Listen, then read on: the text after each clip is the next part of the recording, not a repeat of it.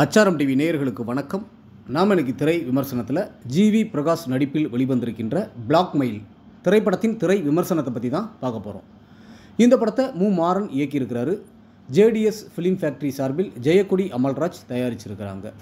GV பிரகாஷுடன் இணைந்து Srikanth, Teju Ashwini, Ramesh Tilak, Bindu Madhavi, Redin Kingsley, Lingaa மற்றும் பல நட்சத்திரங்கள் நடிச்சிருக்கிறாங்க. இந்த படத்தோட கதை என்னென்னு பார்த்தீங்கன்னா, ஜிவி பிரகாஷ் டெலிவரி செய்யும் வேலை செய்து வருகிறார். ஓரிடத்தில் டெலிவரி செய்ய செல்லும்போது அதில் உள்ள பொருட்கள் களவு போகின்றது.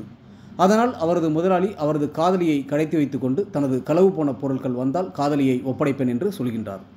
ஜிவி பிரகாஷ் லிங்காவை பார்க்க தான் சொல்லும் நபரின் குழந்தையை கடத்தி வந்து கொடுத்தால் தொலைந்து போன பொருளை கண்டுபிடித்து தருவதாக சொல்லி லிங்கா சொல்லும் ஸ்ரீகாந்த் குழந்தையை கடத்தப் போக அந்த குழந்தை காணாமல் போக அடுத்தடுத்து என்ன நடக்கின்றது என்பதை சுவாரஸ்யமாக சொல்லியிருப்பதே இந்த படத்தின் மீத கதை.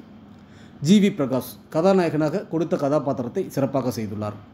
அவரது காதலியாக தேஜு அஸ்வினியின் நடிப்பு அருமை. குழந்தையின் தாய் தந்தையாக ஸ்ரீகாந்த், பிந்து மாதவி சிறப்பாக நடித்துள்ளார்கள். லிங்கா வில்லனாக மிரட்டல் நடிப்பை கொடுத்துள்ளார். ரெடின் கிங்ஸ்லி, ராம் திலக், தயாளன் என இதில் நடித்திருக்கும் அனைவரும் அவரவர் கதாபாத்திரம் உணர்ந்து சிறப்பாக நடித்துள்ளனர். டி இமான் இசையில் ஒரு பாடல் அருமை.